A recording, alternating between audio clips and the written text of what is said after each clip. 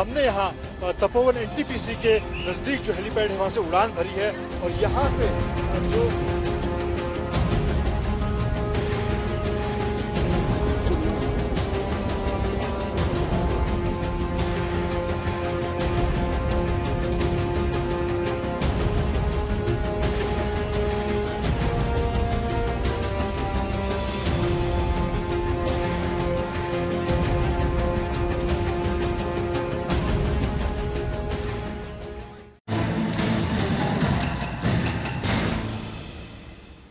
आपके साथ मैं हूं मीनाक्षी कनवाल। आप देख रहे हैं शंखनाद। इस वक्त चमोली के उस ग्राउंड जीरो से जिसने कलाबदा का दंश झेला है। 2013 की खौफनाक यादें ताजा भी हुई, लेकिन उससे बड़े सवाल यहां से आगे खड़े होते हैं। लेकिन आज जब हम भी यहां पर मौजूद थे, हमने तबाही के निशान अलग अलग जगह देखे।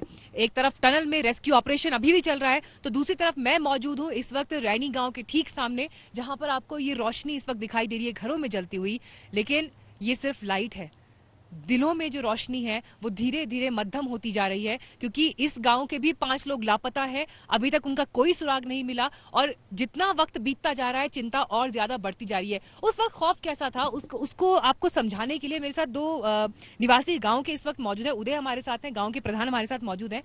आवाज हुई थी जब जैसी सैलाब आया, भयंकर कुछ आपको आवाज सुनाई दी, क्या हुआ था एग्जैक्टली उसमें? थोड़ा आगे आइए। जब आई तो पहले तो धुआं टाइप की आई, तो जब हमने कंपनी को इत्तला किया, खबर की, तो फोन करते ही पूरा कंपनी तबाह हो गया था। फिर हम कंपनी छोड़ के गांव की तरफ भागे, क्योंकि हमें गांव देखना था, गांव के प्रधान है। तो जब गांव को देखा तो हमको लगा कि हमारा गांव तो चले गया पूरा, क्योंकि इतना भयंकर आई थी, मिट्टी और पत्थर दोनों साथ मिलके। और उस सैलाब की तस्वीरें तो हमने भी देखी और लोगों ने जो मोबाइल से वीडियोस बनाए वो भी देखे।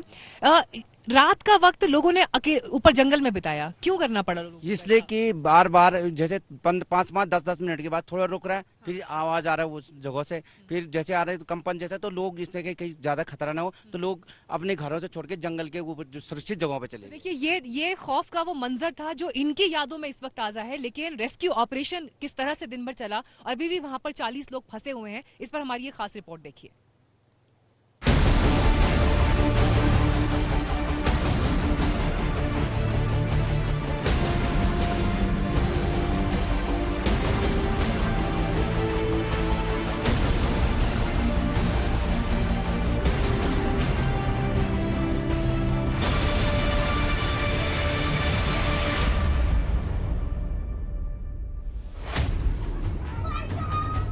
चमोली की धरती पर आपदा का जो आकाश टूटा था, ये उसके तड़पा देने वाले निशान हैं। 180 मीटर लंबी एक घुमावदार गुफा है। इस गुफा के भीतर मलबे का अंबार है और उस मलबे के बीच फंसी जिंदगियों के मुस्कुराने का इंतजार है।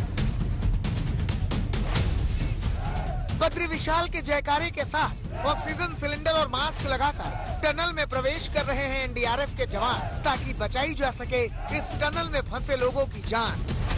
देखिए, ये नेशनल डिजास्टर रिस्पांस टीम और इंडियन आर्मी और एनडीआरएफ की टीम अब अंदर घुस रही है इस सुरंग के। इनका प्रयास यही है कि जान बचाई जा सके लोगों की।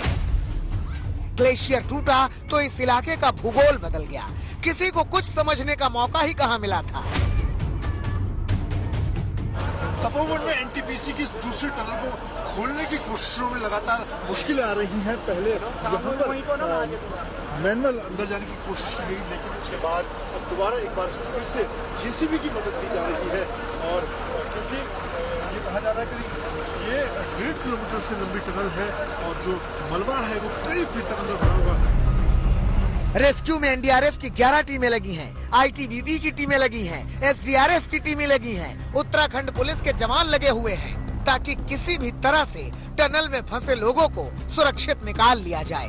हालांकि कल सुरक्षा कर्मियों ने टनल की पहली साइड से 12 लोगों को सुरक्षित निकाल लिया था, लेकिन यहाँ हालात अलग हैं। तो यहाँ के जो प्लांट है, उनके जो हेड है, उनसे मेरी बात हुई थी, तो लगभग कह रहे थे कि 37 के आसपास बता रहे हैं कि इस टनल के अंदर लोग हैं। और कल जो पहली टनल आप लोगों ने खोली थी उसमें किस तरह की मुश्किलें आई थी? उसमें कंपैरेटिवली इजी था, थोड़ा सा एरिया था जिसको क्लियर करना था, तो एक ओपनिंग हमें मिल गई थी जिससे लोगों को बाहर निकाल दिया था और वो लगातार फोन से संपर्क में थे। आप जो लोग हैं इससे बात नहीं हो सकती। सुरक्षा कर्मियों ने टनल में करीब 100 मीटर का हिस्सा साफ कर लिया है, लेकिन आगे इतना ज्यादा मलबा है कि न रास्ता सूझ रहा है न गंध। इसीलिए स्निफर डॉग की मदद ली जा रही है ताकि मालूम चल सके कि अंदर फंसे लोग किस दिशा में हो सकते हैं। टनल के बाहर लकड़ी के फट्टे लगाए जा रहे हैं ताकि लोगों को सुरक्षित निकाला जा सके।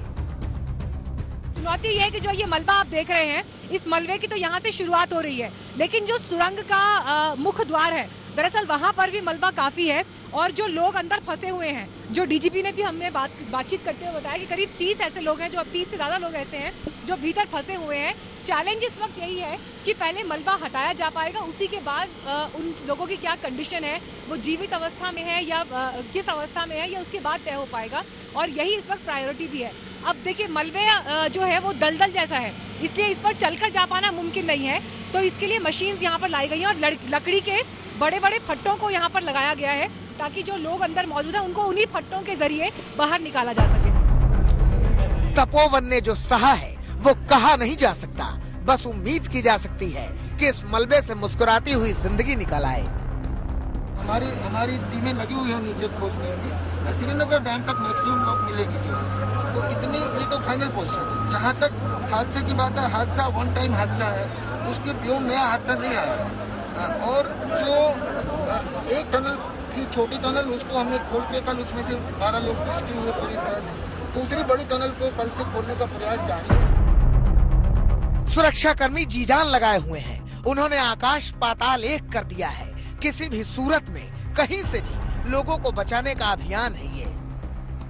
नीति वैली है जहां पर 13 गांव कटे हैं, उन गांव की तरफ जा रहे हैं। ये नीचे आपको दिखा रहे हैं जो अलकनंदा का प्रवाह है जहां से, और ये ठीक नीचे देखिए ये एनटीपीसी का वो प्लांट है जो पूरी तरह से बर्बाद हो गया था जब ऋषि गंगा से जो फ्लड आया। ये पूरा काफी बड़ा जो एनटीपीसी का प्लांट है पूरी तरह से ये तबाह हो गया। और यहाँ पर अभी भी 2 टनल में लोग फंसे हुए थे। एक टनल में से 16 लोगों को निकाला गया, जबकि दूसरी टनल्स में अभी भी 30 से ज्यादा लोग फंसे हुए हैं। पूरा दिन एक तरह से दूसरा दिन हो गया जब उनको निकालने की कोशिश हो।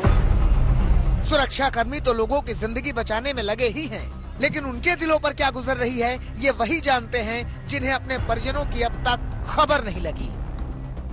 हमें नेता बनने का शौक नहीं, हमारे भाई सुरक्षित हमें चाहिए। अभी और कितने लोग हैं जो भीतर हैं? आपकी जान पहचान के और लोग भीतर हैं? हाँ जी, हाँ जी, सारे लोग गाँव के और लोग हैं? और लोग भी हैं। 30-35 लोग अंदर हैं। उम्मीद कीजिए कि हमारे जाबाज टनल में फंसे लोगों को सुरक्षित निकाल लाएंगे। मीनाक्षी कंडवाल, मनजीत नेगी, गौरव सावंत और आशुतोष मिश्रा के साथ दिलीप सिंह राठौड़, तपोवन, चमोली, आज तक। तबाही के जो जख्म यहाँ पर दिखाई दे रहे हैं वो इतनी आसानी से यहाँ के लोग नहीं भूल पाएंगे। आपको 2 तस्वीरें हम दिखाते हैं, इन्हें आप देखिए और समझिए कि विकास वर्सेस विनाश, इसके बीच में एक बात चुनना उत्तराखंड के लिए कितना मुश्किल है। ये 2 तस्वीरें बताती हैं कि उत्तराखंड जो विकास के नए सपने बुन रहा है, विकास के लिए प्रयत्नशील है, केंद्र से तमाम योजनाएं जारी हैं, लेकिन क्योंकि ये हिमालयन क्षेत्र है, दुर्गम क्षेत्र है, और ऐसे पावर प्रोजेक्ट्स को जब यहाँ पर लगाया जाता है और वो अगर इस तरह की आपदा का सामना करते हैं जहां पर चंद सेकंड्स में ये पूरा का पूरा प्रोजेक्ट तबाह हो जाता है, तो यकीन मानिए इस तरह के प्रोजेक्ट्स के लिए, ऐसी योजनाओं के लिए ये क्षेत्र कितना दुर्गम है और इसको लेकर कितनी आगे की सोचने की जरूरत है। लेकिन ऐसा नहीं कि सिर्फ ये जो हमने आपको पावर प्रोजेक्ट की तस्वीर दिखाई यहीं तक ये बात सीमित है। रैनी गांव, ये गांव गौरा देवी का है जो चिपको आंदोलन का प्रमुख चेहरा रही। उन्होंने जिस तरह से आंदोलन किया उसे वो आज भी उत्तराखंड के लोग उसी शिद्दत से याद करते हैं। लेकिन इसी गांव के लोगों ने जब अपनी आंखों के सामने सैलाब का मंजर देखा और गांव के भीतर ही तबाही जिस तरह से हुई, लोग लापता हुए, इसके अलावा जानमाल का जो नुकसान हुआ, अभी तक लोग संभल नहीं पाए हैं।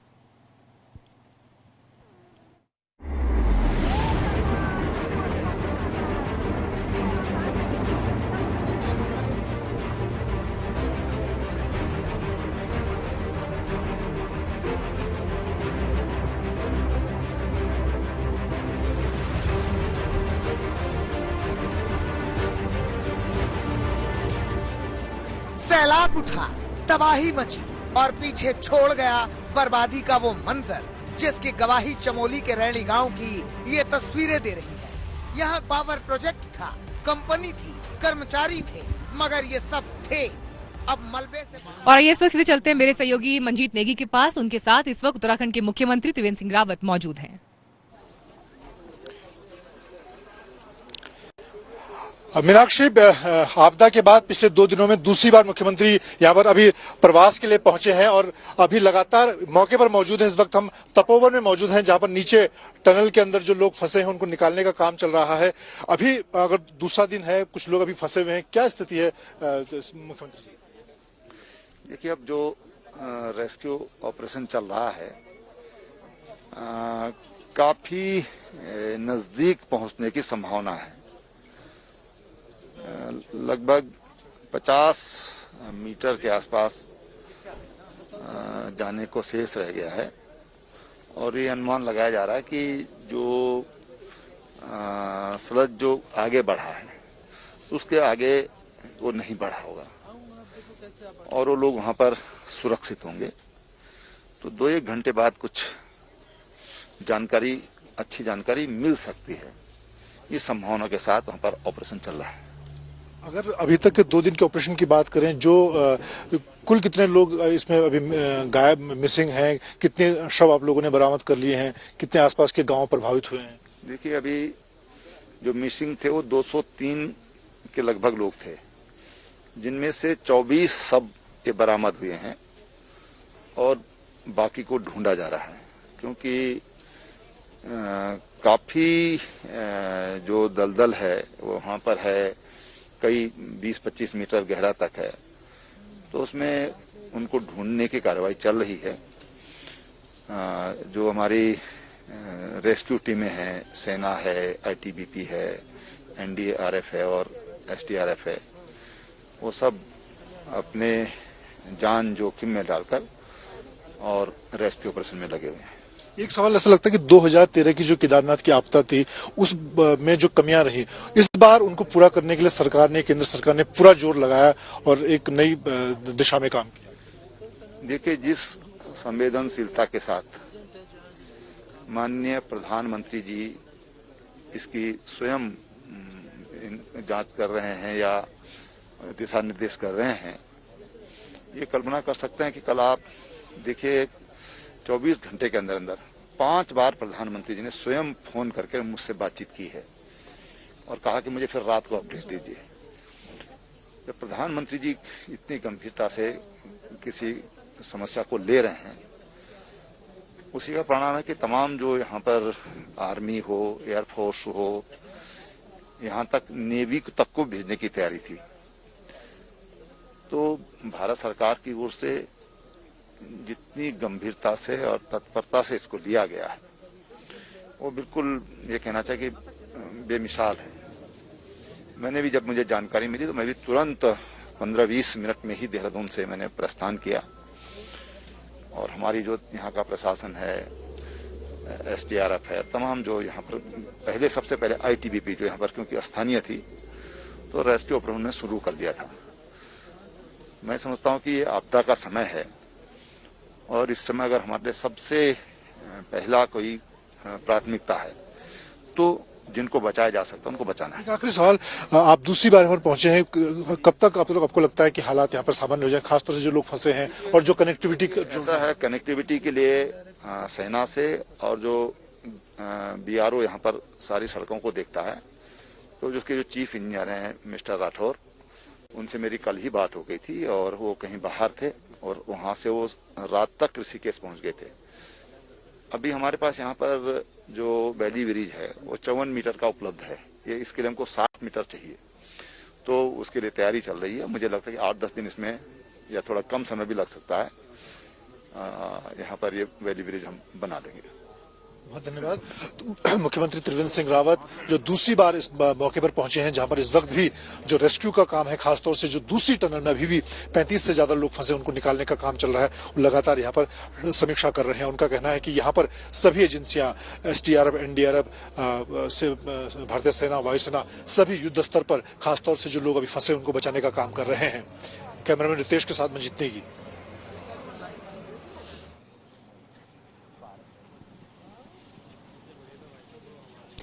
तो मंजीत के साथ ही खास बातचीत आप मुख्यमंत्री त्रिवेंद्र सिंह रावत की सुन रहे थे। उन्होंने कहा कि हालात जल्दी सामान्य होंगे, लेकिन अभी भी मुख्यमंत्री वहां पर मौजूद है।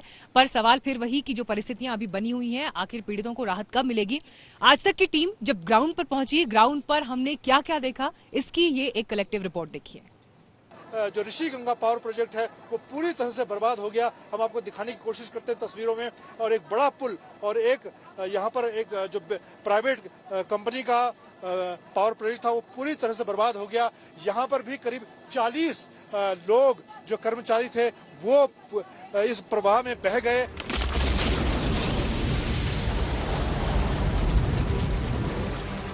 कल सुबह ग्लेशियर टूटने के बाद जब ऋषि गंगा और धौली गंगा नदी में उफान आया तो पानी का तेज बहाव अपने साथ सब कुछ बहा ले गया। न सड़कें बची, न पुल टिक सका और पानी के वेग के आगे पूरा का पूरा पावर प्लांट भी पल भर में मलबा बन गया। नदियों में पानी की रफ्तार भले ही कम हो गई हो, लेकिन कुदरत के इस कहर के निशान रैणी गांव में साफ साफ नजर आ रहे हैं। यहाँ पर परिस्थिति देखिए, जो पानी आपको यहाँ पर ये बहता हुआ दिखाई दे रहा है, इसका लेवल इस वक्त बहुत कम है, लेकिन कल ऐसा नहीं था। कल क्या परिस्थिति रही होगी इसका अंदाजा आप वहां चट्टानों पर पानी के निशान से लगाइए तो आपको अंदाजा लगेगा। जो परिस्थितियां आपको दिखाई दे रही हैं, पानी का लेवल कम है, लेकिन कल जब पानी आया एक सैलाब की तरह आया तो सीधे वहां पर जो आपको बांध दिखाई दे रहा है उसे तोड़ता हुआ, उनके गेट को तोड़ता हुआ पानी आगे बढ़ा। गांव में आए इस जल प्रलय को जिस किसी ने भी अपनी आंखों से देखा, उसके जहन में ये खौफनाक हादसा जिंदगी भर के लिए बैठ गया है। टावर क्रेन खड़ी थी यहाँ पे, कोई टावर क्रेन माल शिफ्ट करता है, उसके ऊपर जो डी टैंक के गेट है उसके ऊपर कई लोग खड़े थे। उनको आभास नहीं था कि इतना पानी ऊपर तक आएगा। बच्चे वीडियो बना रहे थे, बनाते बनाते इतना पानी आया कि वो खुद ही बह गए। उनको आभास नहीं था कि इतना पानी ऊपर तक चढ़ेगा। वो केवल ऐसी लग रहा था हमें कि केवल नॉर्मल पानी है।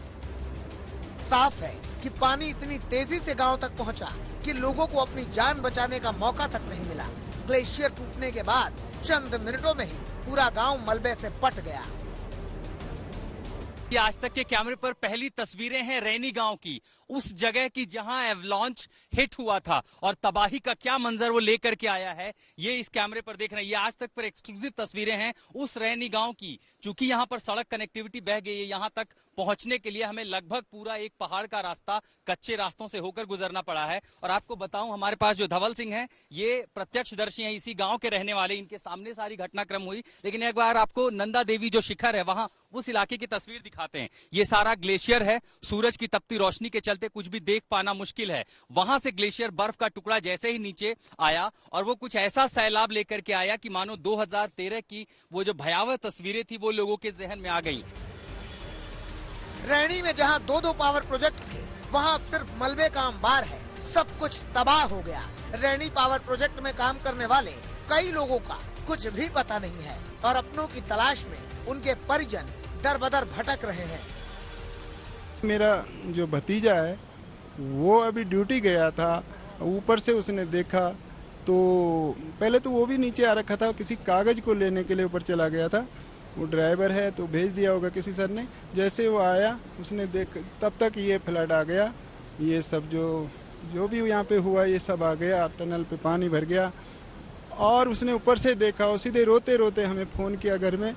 तो मेरे तो जैसे प्राण पखेरु है मेरा बच्चा। एक सब सैलाब पूरा एक साथ पानी आया। हमारा कोई भांजा भी यहाँ पे जॉब करता था, हमने उसे फ़ोन किया कि भाग जा, तो इतना बोलते बोलते वो भागते भागते कोशिश की लेकिन नहीं भाग पाया। काफ़ी इधर से कंपनी की दीवारें लगी हुई है, इधर सुरंग है, रास्ता एक ही था उधर की तरफ। उत्तराखंड के चमोली में उठा संकट का सैलाब फिलहाल तो गुजर गया, लेकिन खतरा पूरी तरह से टला नहीं है।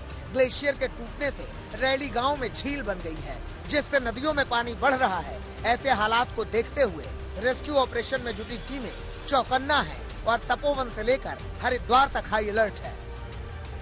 मीनाक्षी कण्वाल, आशुतोष, मंजीत नेगी और गौरव सावंत के साथ दिलीप सिंह राठौड़, चमोली, आज तक।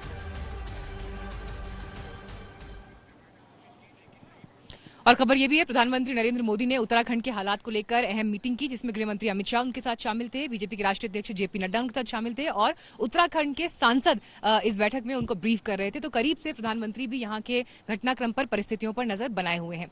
फिलहाल इस बुलेटिन में मेरे साथ इतना ही, लेकिन खबरों का सिलसिला आज तक पर आगे जारी रहेगा।